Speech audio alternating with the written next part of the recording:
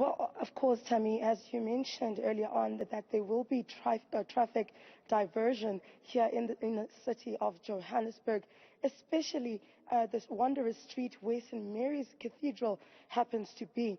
Now, earlier on in the morning, there was a hive of activity here at the cathedral, where we also saw the current Dean Dlwati, who was also present here at St. Mary's, and also a number of South Africans, tourists also coming in to honor the late Arch here at, of course, this was one of his first homes, if you would remember, Tammy. A young Archbishop Desmond Tutu in 1975 was appointed, or rather ordained, as the first dean. At first he was the first black dean here at St. Mary's Cathedral in Johannesburg. Of course, as we mentioned earlier on, some of the work that he has done here in Johannesburg, such as being ordained the Bishop of Johannesburg in 1985. But not only looking at the religious community, of course, but looking at the work that he did politically, but also as an activist at large. He's touched so many hearts.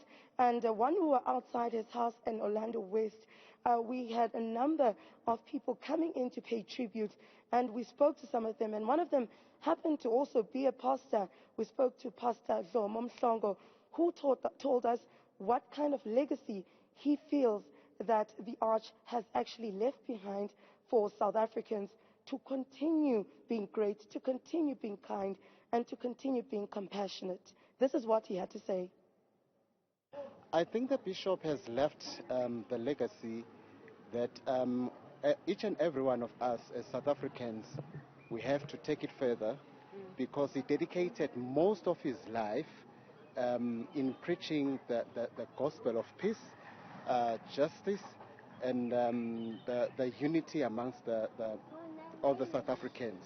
And the most important thing is we who are still behind, who are left, we have to make sure that whatever he taught us, because he was not only teaching the South Africans here only, even he has affected the international community. So we have to take it even more further.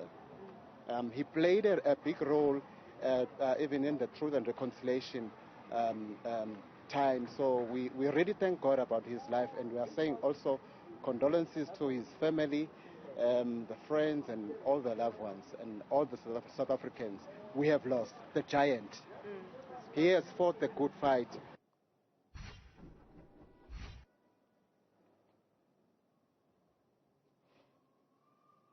Now, as we mentioned, Tammy, that of course traffic will be diverted here in the inner city of Johannesburg, of course, to make way for those who actually want to come in, so there's no traffic that is jammed on Wanderers Street. Not only that, but also to prepare for the program and the memorial services that is upcoming here at St. Mary's Cathedral. Now, just to give the viewers a heads up of what to expect when it comes to road closures, because we've seen some cars trying to get through. A lot of people did not know that the roads were actually closed, and now they will be closed starting from today between 8 a.m. until 6 p.m. up until his burial. Now, traffic diversion is as follows. Now, Wanderer Street, where St. Mary's Cathedral is, will be blocked between De Villiers Street and Plain Street. And officers, I'm sure you can see the officers and police visibility currently present here outside St. Mary's, will direct traffic along Lillian Ngoyi Street, between Risick Street and Klein Street, as well as Plain Street between Risick and the MTN taxi rank. That's how far back the road closures will be. And now, just to also give those who want to actually come and honor and pay tribute to the Arch here at the church, they'll have to access these routes. If they're traveling from the M1, they'll have to take Smith Street and also go into Klein Street, as well as Rahima Musa Street, which will lead them to the cathedral. Now, if they're going to come through the M2, they'll take Risick Street, take the northerly direction up into Plain Street, and the cathedral will be between Plain Street and Wanderers, as they will see it, of course. So those will be the road closures and diversions during this time leading up to the Arch's burial, Tammy. For now, it's back to you in studio.